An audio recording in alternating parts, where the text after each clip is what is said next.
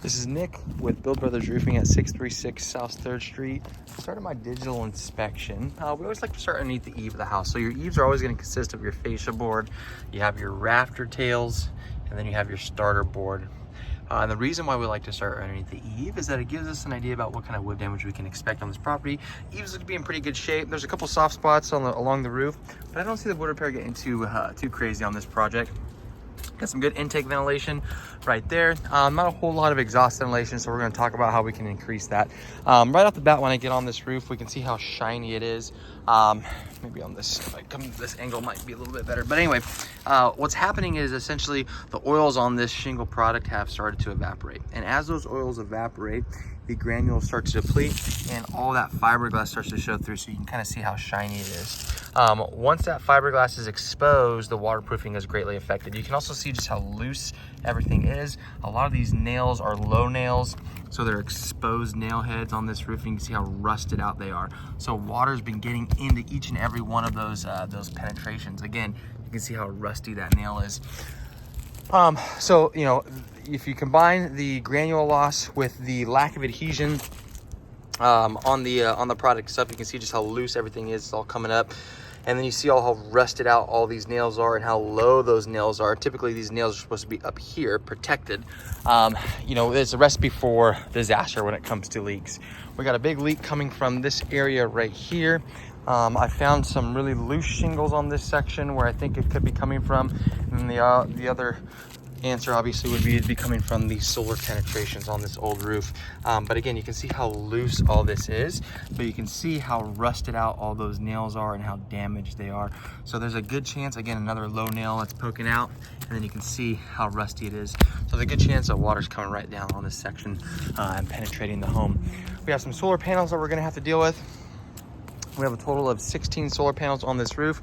We are a licensed solar contractor. We have all in-house crews. Both the roofing crews and our solar crews are in-house. So removing and reinstalling solar panels are always part of our projects.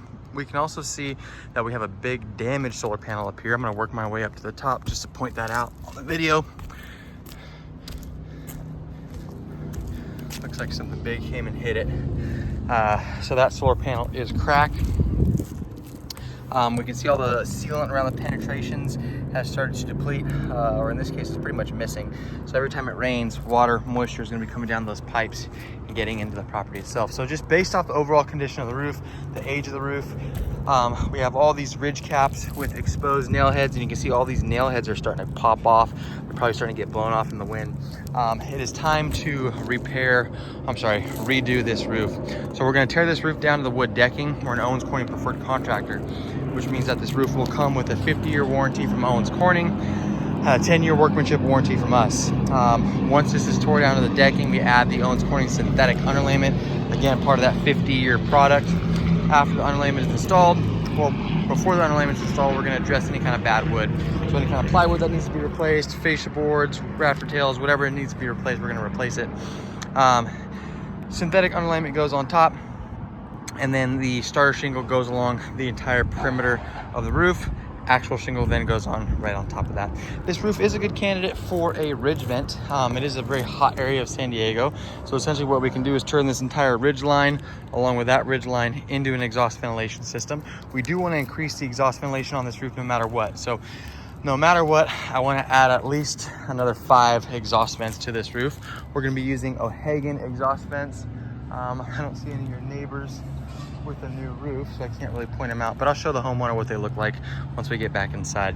The other thing is, out here in El Cajon, we do get a lot of heavy winds that whip through here. If we upgrade this roof to the Duration roofing system, which would consist of the ridge vents along the sides and then upgraded Duration shingle, it has a true nail strip on it that'll stop these shingles from ripping and getting loose over time. But this roof has gone beyond repair. It is time to go ahead and replace. Your neighbor's roof's in the same shape. You can see how shiny it all is. So again, a full tear off is what I'm going to go ahead and recommend. That's it for my inspection.